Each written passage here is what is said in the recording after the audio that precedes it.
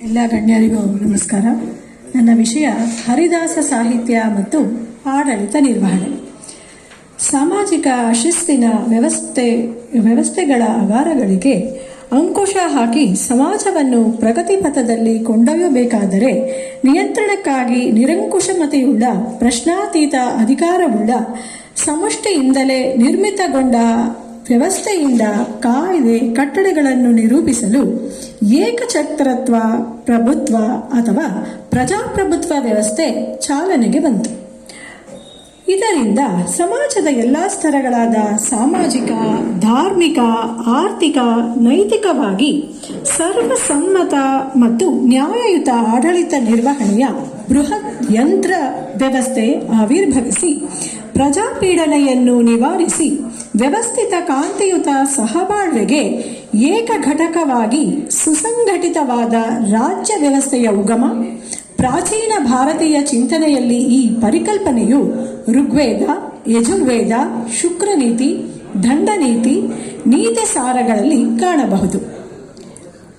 ಮನುಸ್ಮೃತಿಯ 8ನೇ ಅಧ್ಯಾಯ ಪೌರ ಹಾಗೂ ಅಪರಾಧದ ಕಟ್ಟಳೆಗಳು ನ್ಯಾಯ ವಿಧಾನ ಹೀಗೆ ಹೇಳುತ್ತದೆ: ಧರ್ಮ ಏವ ಹತೋಹಂತಿ ಧರ್ಮೋ ರಕ್ಷತಿ ರಕ್ಷತಃ ತಸ್ಮಾತ್ ಧರ್ಮೋ ನ ಹಂತವ್ಯೋ ಮಾನೋ ಧರ್ಮೋ ಹತೋವತೀತ್. ಹೀಗೆ ಧರ್ಮವನ್ನು ರಕ್ಷಿಸುವ, ಆಚರಿಸುವ ಮತ್ತು ಧರ್ಮಪರತೆಯ ವ್ಯವಸ್ಥಿತ ರೂಪವೇ ವಿಷ್ಣು ಧರ್ಮದ ಆಡಳಿತ ನಿರ್ವಹಣೆ ಎನ್ನಬಹುದು. ಲೌಕಿಕ ಜಗತ್ತಿನಲ್ಲಿ ನಾವು ಆಚರಿಸುವ ಆಡಳಿತ ನಿರ್ವಹಣಾ ವ್ಯವಸ್ಥೆಯು ಮೂಲತಃ ಬ್ರಹ್ಮಾಂಡ ಸೃಷ್ಟಿ ರೂಪದಲ್ಲಿಯೇ ಇದ್ದು ಭೌತಿಕ ಜಗತ್ತಿನಲ್ಲಿ ಕಾಣುವುದು ಅದರ ಪ್ರತಿಬಿಂಬ ಅಥವಾ ಅನುಕರಣೆ. ಇಂದಿನ ಆಧುನಿಕ ಕಾಲದ ಸಾಸ್ತಿಕ್ಯವಾದದಲ್ಲಿ ಸಹ ಅವುಗಳ ಚಿಂತನೆ, ಅನುಶೀಲನೆಗೆ ಮೌಲ್ಯವಾದ ಸ್ಥಾನವಿದೆ. ಭಾಗವತ ಚತುರ್ಥ ಸ್ಕಂದದಲ್ಲಿ 15-16ನೇ ಅಧ್ಯಾಯ ಪೃಥು ಚಕ್ರವರ್ತಿಯ ಆವಿರ್ಭಾವ ಮತ್ತು ರಾಜ್ಯಾಭಿಷೇಕ ಪ್ರಸಂಗದಲ್ಲಿ ಆಡಳಿತ ನಿರ್ವಹಣೆಯ ಮೂಲ ಬೇರುಗಳನ್ನು ನಾವು ಕಾಣಬಹುದು. ಶ್ರೀಹರಿಯ ಅಂಶಾವತಾರವು ವೇಣರಾಜನ ಶರೀರದಿಂದ ಉತ್ಪನ್ನವಾದ ಪೃಥು ಮಹಾರಾಜನು ಆದಿರಾಜ ಎಂದು ಗುರುತಿಸಲ್ಪಡುತ್ತಾನೆ. ಆ ರಾಜಕತೆಯಿಂದ ಇದ್ದ ಭೂಮಂಡಲವನ್ನು ತನ್ನ ದಕ್ಷ ಆಡಳಿತ ನಿರ್ವಹಣೆಯಿಂದ ಸುಸ್ಥಿರಗೊಳಿಸಿ ತನ್ನ ಅನುಶಾಸನಕ್ಕೆ ಒಳಪಡುತ್ತಾನೆ ಎಂಬ ಅಂಶವನ್ನು ಗೂಢಾರ್ಥವಾಗಿ ಈ ಶ್ಲೋಕದಲ್ಲಿ ನಿರ್ಮಿಸುತ್ತೇನೆ. ಸರ್ವೇ ಸಮುಸ್ಯವಸ್ಯೇನ ಸ್ಯೇ ಪಾತ್ರೆ ಪೃಥುಕ್ಷಯಃ ಸರ್ವಕಾಮ ದುರ್ಗಾಂ ಪೃಥ್ವಿ ದುದುಃ ಪೃಥುವ್ಯಾ ಭೂಯಾತ್. ಶ್ರೀ ವಾಲ್ಮೀಕಿ ರಾಮಾಯಣ ಧರ್ಮಶಾಸನದಡಿಯಲ್ಲಿ ಆಡಳಿತ ನಿರ್ವಹಣೆಯನ್ನು ಪುಷ್ಟೀಕರಿಸುವ ಪ್ರಮುಖ ಪ್ರಸಂಗಗಳು: ಅರಣ್ಯಕಾಂಡದ 7ನೇ ಸರ್ಗದಲ್ಲಿ ವನವಾಸಿಗಳಾದ ಮುನಿಗಳು ರಾಕ್ಷಸರ ಉಪಟಳನದಿಂದ ಸಂರಕ್ಷಿಸುವಂತೆ ಶ್ರೀರಾಮನನ್ನು ಹೀಗೆ ಪ್ರಾರ್ಥಿಸಿ ಮನವಿ ಮಾಡುತ್ತಾರೆ: ಯತ್ಕರೋತಿ ಪರಂ ಧರ್ಮಂ ಮುನಿರ್ಮೂಲ ಫಲಾಶಯಃ ತತ್ರ ರಾಜಾಗ್ನುತುರ್ಭಾಗಃ ಪ್ರಜಾ ಧರ್ಮೇಣ ರಕ್ಷತಃ. ಶ್ರೀರಾಮನು ಮಹರ್ಷಿಗಳ ಆಶ್ರಮವಾಸಿಗಳ ಉಪಟಳನವಾಗಿದ್ದ ರಾಕ್ಷಸರ ಪೀಡನೆಯನ್ನು ನಿವಾರಿಸಲು ಪ್ರತಿಜ್ಞಾಬದ್ಧನಾಗಿ ರಘುವಂಶೀಯರ ನೆಲದಲ್ಲಿ ಧರ್ಮಶಾಸನವನ್ನು ಸ್ಥಾಪಿಸುವ ಸಂಕಲ್ಪದಿಂದ ತನ್ನ ಅರಣ್ಯವಾಸದಲ್ಲಿಯೂ ಸಹ ಸಮರ್ಥ ಆಡಳಿತ ನಿರ್ವಹಣೆಯನ್ನು ಪರಿಪಾಲಿಸುವ ಮೂಲಕ ಸಾರ್ಥಕಗೊಳಿಸದನೆಂದು ಅರ್ಥೈಸಬಹುದು. ಒಂದು ವೇಳೆ ಸೀತಾ ಅಪಹರಣ ಪ್ರಸಂಗವು ನಡೆಯದೆ ರಾವಣನೊಂದಿಗೆ ಸಂಘರ್ಷಣೆಗೆ ಎದುರಾಗುವ ಸಂದರ್ಭವು ಒದಗಿ ಬರದೇ ಇದ್ದರೂ ಸಹ ದುಷ್ಟ ನಿವಾರಣೆಯ ದೃಢ ಉದ್ದೇಶದಿಂದ ಶ್ರೀರಾಮನ ಮುಂದೆ ರಾವಣನ ದುಷ್ಟ ಆಡಳಿತವನ್ನು ಅಂತ್ಯಗೊಳಿಸುವ ನಿಟ್ಟಿನಲ್ಲಿ ಎದುರಿಸಿ ಸಂಹರಿಸುತ್ತಿದ್ದು ಎಂದು ಅರ್ಥೈಸಬಹುದು. ಧರ್ಮಪರತೆಯ ವ್ಯವಸ್ಥೆಯನ್ನು ಅನುಶಾಸನ ಮಾಡುವಲ್ಲಿ ಆಡಳಿತ ನಿರ್ವಹಣೆಯ ಅವಶ್ಯಕತೆಯನ್ನು ವಾಲ್ಮೀಕಿ ರಾಮಾಯಣದ ಕಿಷ್ಕಿಂಧಾಕಾಂಡದ 18ನೇ ಸರ್ಗದಲ್ಲಿ ವಾಲಿವಧೆ ಪ್ರಸಂಗದ ಶ್ರೀರಾಮ ವಾಲಿಯರ ಸಂಭಾಷಣೆಯಲ್ಲಿ ಗಮನಿಸಬಹುದು. ನಿಂದಿಸಿದ ವಾಲಿಯನ್ನು ಕುರಿತು ಶ್ರೀರಾಮನು ಧರ್ಮ ರಹಸ್ಯ ಶಾಸನ ಮಾಡುವಲ್ಲಿ ರಾಜನ ಕರ್ತವ್ಯ ಮತ್ತು ಲೋಕದಲ್ಲಿ ಧರ್ಮದ ವ್ಯವಸ್ಥಾಪನೆಯಲ್ಲಿ ತನ್ನ ಕರ್ತವ್ಯ ನಿರ್ವಹಣೆಯ ಪ್ರಾಧಾನ್ಯತೆಯನ್ನು ವಿವರಿಸುತ್ತಾ ಶ್ರೀಮದ್ ಭಗವದ್ಗೀತೆಯ ವಿಭೂತಿ ಯೋಗದ 38ನೇ ಶ್ಲೋಕವು ಆಡಳಿತ ನಿರ್ವಹಣೆಯ ಲೋಕ ವ್ಯವಸ್ಥೆಯನ್ನು ಸುಸ್ಥಿತಿಯಲ್ಲಿಡುವುದು ಮಾತ್ರವಲ್ಲದೆ ಸದಾ ಜಯವನ್ನೇ ತರುವಂತಹ ಶಾಸ್ತ್ರವಾದ ರಾಜನೀತಿಯ ಒಂದು ಭಾಗವಾಗಿ ಗುರುತಿಸಿಕೊಂಡಿರುವುದು ಗಮನಿಸಬಹುದು.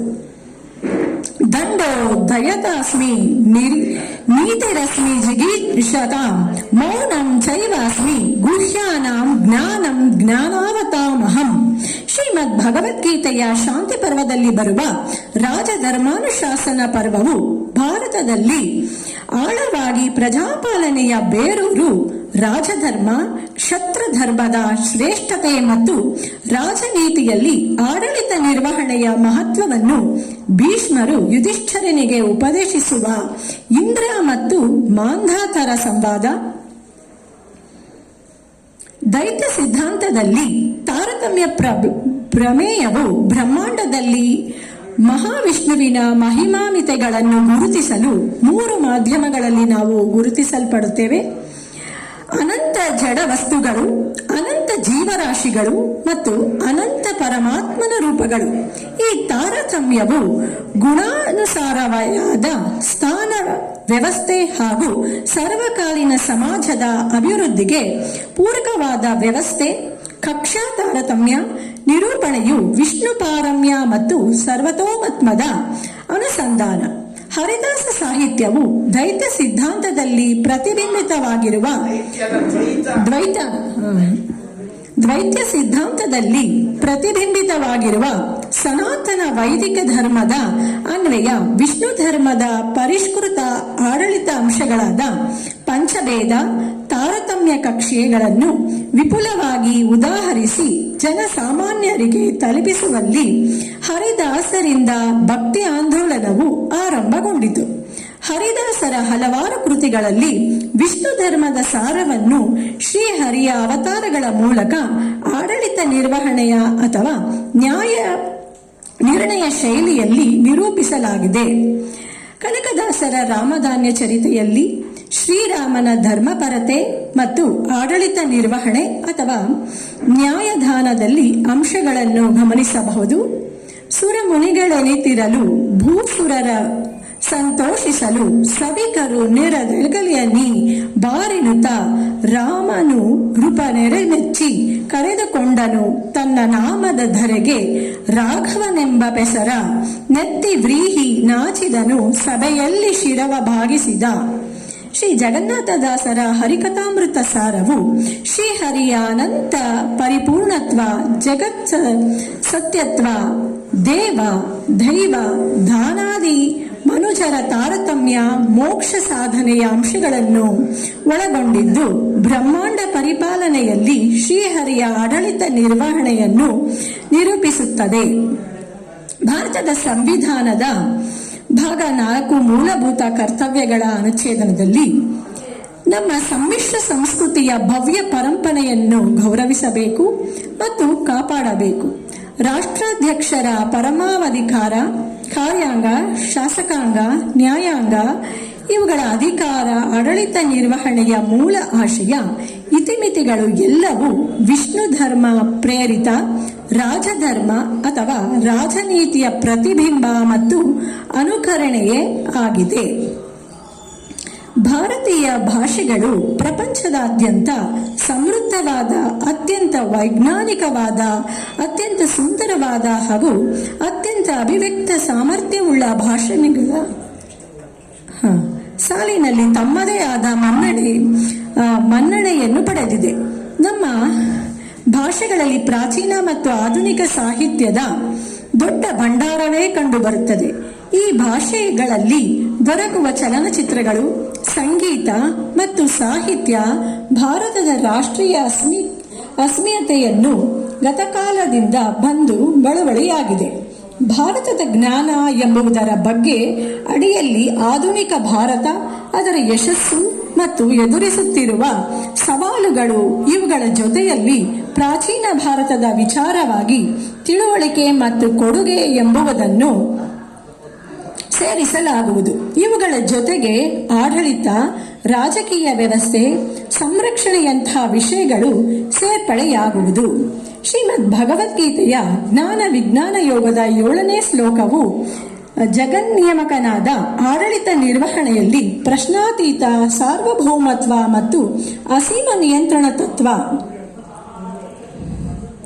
ಸರ್ವಕರ್ತ ಸರ್ವಶಕ್ತಿ ಏಕ ಏವ ನಚಾಪರಃ, ಶ್ರೀಮನ್ನಾರಾಯಣನು ಸರ್ವಕರ್ತೃವಾಗಿ ಸರ್ವಶಕ್ತಿರೂಪ ಎಂಬ ಮಧ್ವ ಸಿದ್ಧಾಂತದ ಮಹಾಪ್ರಮೇಯವನ್ನು ಸ್ಪಷ್ಟಪಡಿಸುತ್ತದೆ. ಪರಬ್ರಹ್ಮನೆಂಬ ಕರೆಯಲ್ಪಡುವ ಅವನು ತನ್ನ ಸ್ವರೂಪ ಸಾಮರ್ಥ್ಯದಿಂದಲೇ ಜಗತ್ತನ್ನು ಸೃಜಿಸುವನು. ಇದರಿಂದ ಅವನು ಅನಾದಿಯೆಂದು, ಸರ್ವ ಸ್ವತಂತ್ರನೆಂದು, ಮಿಕ್ಕೆಲ್ಲವೂ ಅವನನ್ನು ಅವಲಂಬಿಸಿದ ಪರತಂತ್ರ ಪರಾವಲಂಬನೆಗಳೆಂದು ಅಥವಾ ಅಸ್ಪೃತದಂದೆ ಎಂದು ಹಾಗೂ ತಾರತಮ್ಯ ಭೇದಗಳಿಂದ ಕೂಡಿದನೆಂದು ನಿರ್ಣಯಿತವಾಗುತ್ತದೆ. ಜೀವಗಣಃ ಅರೆ ಅನುಚರಃ ಎಂಬಂತೆ ಎಲ್ಲವೂ ಮಹಾವಿಷ್ಣುವಿನ ಸತ್ಯ ಸಂಕಲ್ಪ. ಅವನ ಇಚ್ಛೆಯು ಅಪ್ರತಿಹತ. ಅವನ ಸೃಷ್ಟಿ ಇಚ್ಛಾ ಮಾತ್ರಧೀನ. ಅವನು ಇಚ್ಛಿಸಿದ್ದು ನಿಯಮ, ಸತ್ಯ, ನಿತ್ಯ. ಇದು ಅವನ ಸರ್ವತೋಮತ್ವ ಎಂದು ಎತ್ತು ಹಿಡಿಯುತ್ತದೆ. ಪರಬ್ರಹ್ಮನಿಂದ ಭಿನ್ನವಾದ ಸರ್ವವು ಮತ್ತು ಅದರ ಉತ್ಪತ್ತಿಯ ಪರಾಧೀನ ವಿಶೇಷ ವ್ಯಾಪ್ತಿ ರೂಪವುಳ್ಳದ್ದು. ಈ ಪರಮಾಧೀನತೆಯೇ ಅವುಗಳಿಗೆ ಅನಿತ್ಯತೆಯನ್ನು ತರುತ್ತದೆ. ಪರಬ್ರಹ್ಮನಿಂದ ಪ್ರದತ್ತವಾದ ಚೇತನದಿಂದ ಅವುಗಳ ಉತ್ಪತ್ತಿ, ಅಸ್ಪೃತಂತೆ, ನಿತ್ಯ ಪರತಂತ್ರ ಸ್ವರೂಪ ಮತ್ತು ಲಯ, ಪ್ರಾಪ್ತಿ, ಹೀಗೆ ಜಗತ್ತು ಈ ಚಕ್ರದಲ್ಲಿ ಸಿಲುಕುತ್ತದೆ. ಎಲ್ಲರಿಗೂ ಧನ್ಯವಾದ. ಆತ್ಮೀಯರೇ,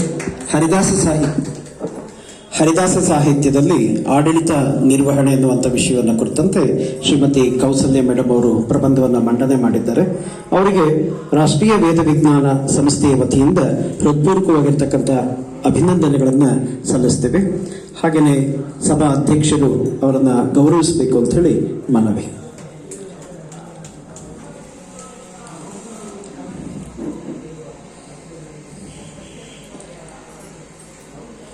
ಈಗ ಗೋಷ್ಠಿಯ ಸಹ ಅಧ್ಯಕ್ಷರಾಗಿರ್ತಕ್ಕಂಥ ಡಾಕ್ಟರ್ ರತ್ನಾ ಮೇಡಮ್ ಅವರು ತಮ್ಮ ಅನಿಸಿಕೆಗಳನ್ನು 1 ನಿಮಿಷದಲ್ಲಿ ಪ್ರಸ್ತುತಪಡಿಸಬೇಕು ಅಂತ ಹೇಳಿ ಮನವಿ.